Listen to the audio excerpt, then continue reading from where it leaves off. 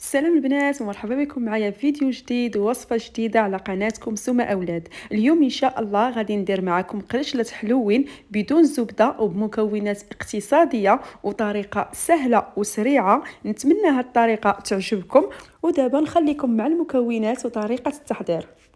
بالنسبة للمقادير اللي غادي نحتاجو، عندنا كاس ديال الحليب، هنا جنجلان. بالنسبه للجنجلان انا عندي هنا 4 ملاعق كبيره، ممكن انكم تزيدوا او تنقصوا على حسب الرغبه. هنا عندنا كاس ديال السكر، حتى الحلاوه نتوما كتحكموا فيها، تقدروا تزيدوا اولا تنقصوا الحلاوه. هنا عندنا كاس ديال الزيت النباتيه، عندنا معلقه كبيره ديال النافع، وهنا عندنا ساشيه ديال خميره الحلويات من فئه 8 غرام، وهنا عندنا الفاني. وبالنسبه للدقيق عندنا 600 غرام ديال الدقيق. المهم في الاخر غادي نقول لكم شحال بالضبط احتاجت ليا ديال الدقيق. بالنسبه للطريقه، اول حاجه غادي نديروا السكر، كاس ديال السكر، وغادي نديروا جنجلان وساشي ديال الفاني، وغادي نديروا الزيت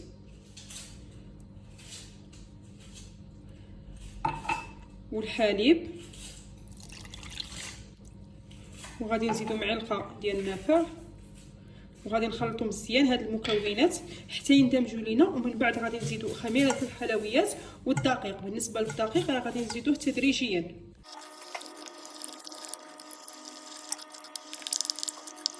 ودابا من بعد ما اندمج لينا العناصر كاملين مع بعضياتهم وداب لينا السكر، دابا غادي نبداو نزيدوا الدقيق تدريجيا شويه بشويه وحنا كنجمعوا. المهم بالنسبه للدقيق قلت لكم انا عندي هنا 600 غرام ديال الدقيق، وفي الاخر غادي نقول لكم بالضبط شحال احتاجيت، واش زديت ولا لا. بالنسبه للدقيق كيبقى على حسب نوعيه الدقيق. المهم غادي نجمع مزيان حتى يتجمع ليا الخليط مزيان. بالنسبه للعجين راه كيجي خفيف شويه، يعني ماشي كيجي بحال الحلوى، بحال كما كنديروا الحلوى تقريبا.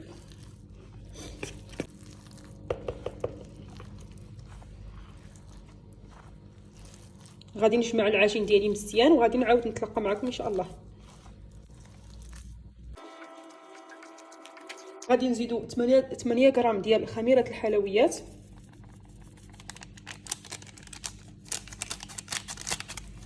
وغادي نجمعوا مزيان. وغادي نبداو نضيفوا الدقيق شويه بشويه حتى تجمع لينا العجين، ونعاود نرجع معكم. ها هي العجينه من بعد ما جمعناها كما كتشوفوا، هذا هو الشكل ديالها. بالنسبه للدقيق احتاجت ليا 500 غرام ديال الدقيق، يعني بقات ليا 100 غرام من القياس اللي كنت دايره انا. بالنسبه للدقيق راه قلت لكم كيبقى على حسب الخليط. المهم دابا غادي نخليها ترتاح شي 5 دقائق صافي، ومن بعد غنرجعوا باش نطلقوها. صافي من بعد ما خليناهم يرتاحوا 5 دقائق، دابا قسمتهم على جوج، غادي ندير كل وحده بوحدها. دابا غادي نطلق الاولى، هنا درت ورق الزبده وغادي نحط عليه وحده وغادي نطلقها مزيان.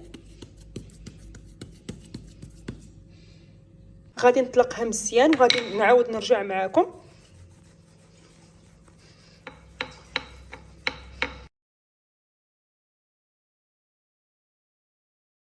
صافي دابا من بعد ما طلقناها مزيان كما كتشوفوا، حاولت نرققها شي شويه حيت باقا غتنفخ ليا بهذيك الخماره اللي درت.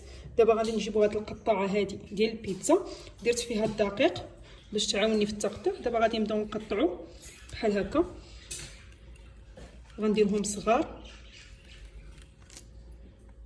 ندوز على العجين كامل بحال هكا، يعني نديره نقطعو مزيان بحال هكا.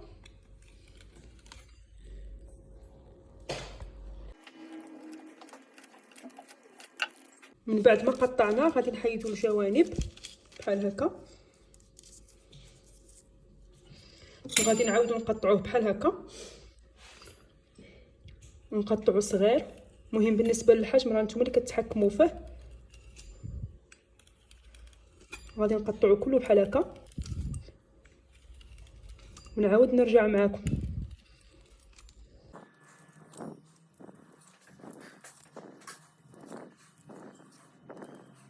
صافي دابا من بعد ما قطعناها على هذا الشكل كما كتشوفوا، حطيتها في الصينيه ديال اللي غادي نديرها في الفرن، وغادي ندخلها للفرن الفرن كيكون ساخن من تحت، كنشعلوا ليه من تحت وكنخليوها حتى كطيب.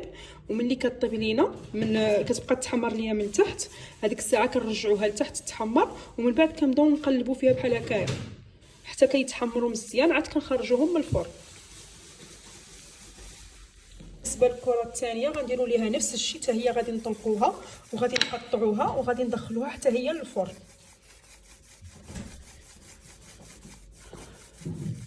ها هما كما كتشوفوا من بعد ما طابوا لينا من التحت، دابا غادي نبداو نقلبوا فيهم، غنرجعوهم لتحت وغادي نبقاو نقلبوا فيهم كما غتشوفوا معايا في لا فيديو. المهم غادي نبقاو نقلبوا فيهم بحال هكا حتى يتحمروا لينا مزيان، ونعاود نرجع باش نوريكم الشكل النهائي ديالهم ان شاء الله. وكيكون هذا هو الشكل النهائي ديالهم. كنتمنى ينالوا الاعجاب ديالكم وتجربوهم وتخليوا لي الاراء ديالكم في التعاليق. واذا كانت هذه اول مره كتشاهدوا فيها القناه، ما تنسوش تشتركوا في القناه وتفعلوا زر الجرس باش هكا ان شاء الله توصلوا بكل جديد. ودابا ما بقى ليا غير نقول لكم بسلامه الى فيديو قادم ان شاء الله. الى اللقاء.